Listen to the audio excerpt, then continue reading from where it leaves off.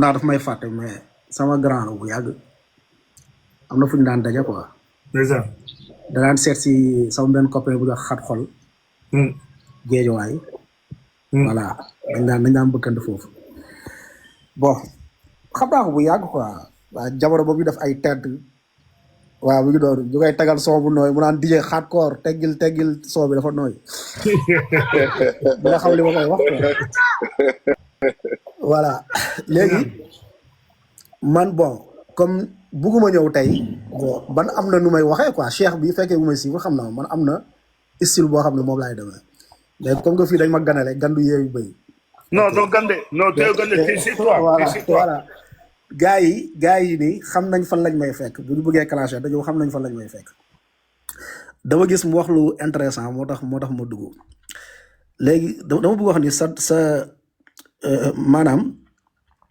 maanaam sa doom bi ngay wax dama jàpp ni moom ci yoon bu baax bi la nekk xam nga mu nekk ci yoon bu baax yi moom dafa ne lu fi yonente bi bàyyi ak saxaaba yi du ma ci rax leneen te loolu dafa appliqué texte bu yonente bi sallallahu alayhi wa sallam wax taraktu fiikum maa in tamassaktum bihi lan tadillu bàyyi naa ci yéen ñaar yoo xam ne boo leen ci jàppee doo leen réer mu ne mooy alquran ak sunna léegi yàlla nag yonente bi sallallahu alayhi wa sallam ginnaaw boo mu ne diine ji mat na mu ne saxaaba yi alaahal ballaxtu xanaa du jottali naa la nekkoon diine jottali naa ko leer na saxaaba yi ne ko waaw mu ne yàlla seedel yàlla wàccee ne al yawma akmaltu lakum diinakum tey diine ju man na comme ginnaaw yonente bi lépp lu ñu waxaat ni diine la ñu gis ni yonente bi daaw ko def comme loolu yokku lay doon te yokku boobu lu tax mu garaaw xam ne naa lii garaaw da ngay julli ci yonente bi rek da ngay wax lii da ngay wax lii non garaaw na xam nga Sénégal bu ñu demee ba benn tarixa gëm ni seen sëriñ yonente la loolu munoo wax ni lu baax la ko se dis la vie loolu munoo wax ni lu baax la waaw xaadim dooma may man vraiment xaadim jàpp si ok loolu kenn mënul taxaw ne loolu lu baax la loolu te yoon saa dafa ne képp ku gëm ne am na beneen yonente ginnaaw yonente bi loolu du diine léegi loolu bu ñu bëggee taxaw ne noonu tarixa yëpp ci yàlla lañ jëm noonu bu ñu diingat problème day am diingat su amul rek problème day am fu amul diingat rek problème day am diingat mooy leeral mbir yi maanaam diingat mooy defar mbir comprendre nga ba ci yow rab bi ngeen di def rapajo dafa ñëw am yu bu diingat am lu ñu defar yow nga ñëw après nga clash rapajo nga am li nga defar comprendre nga xam nga Canabasse ñëw moom it indi leneen peut-être am lu mu defar ci côté boobu laay wax quoi exemple laa lay jox nekk ba damay cautionner musique wala dama koy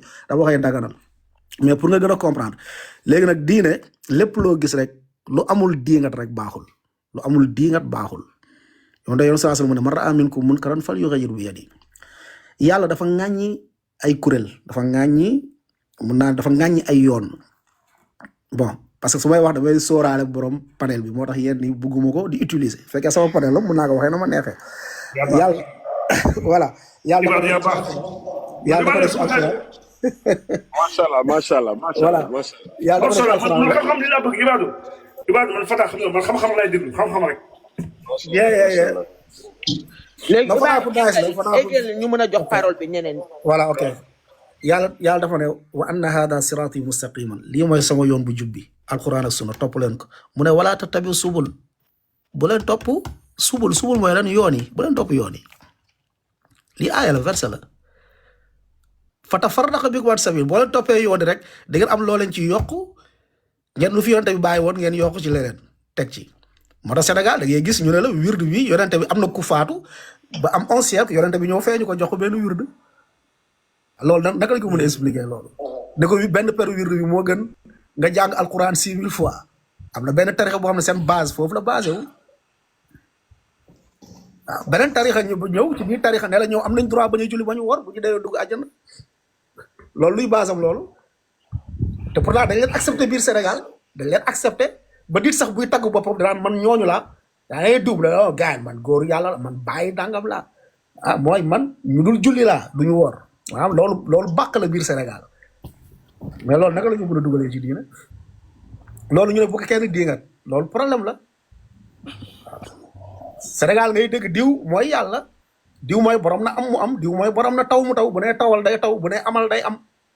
dañ koy dégg wala déet waaw loolu bu ñu bu ko kenn gis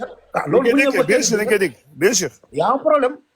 te borom na taw mu taw borom na am mu am faatu na y a un problème. ah oui. Sénégal ngay dégg yow xam nga ci dara Fata mi xam na ci dara ñaata rappeur ñoo gëm ni ñoom dañuy gis yàlla ay yàlla dañuy gis yàlla xam nga ay rappeurs yoo xam ne dañuy am ay gel dañuy fanaan. Ibadou nga baal ma de Ibadou nga baal ma mais loolu yow gisoo ni yooyu création doomu aadama yi la parce que man mii doon murit man mi nga xam ne ni exemple man ci murit man pour man murit li sëñ Touba gëm yonent bi falaa yem pas keneen pas sëñ Touba yonent bi rek la gëm ak yàlla gëmul leneen donc yeneen doomu aadama yi nga xam ne nag dañuy créer naan ay kii nee na bu tawee mu taw ak kii naan bu seddee mu sedd ak pour man yooyu ay waxu doomu aadama yi la nit ñi créer ci man tariix bi laa lay wax ba léegi nii dañ ko def ñu gis. non non non taxawal non buñ demee foofu borom live bi laay gisuñu dara ay jol quoi ay gisuñu dara gis nga non bon live nu indee point non t'inquiète pas. nañuy waxtaan rek ñu teg ko ci yoon quoi. Ibadou. parce que yeneen yi sëñ Touba. Ibadou on s'inquiète am na yenn mots yoo xamante ne. sëñ Touba yeneen bi rek la gëmoon ak yàlla quoi. on s'inquiète.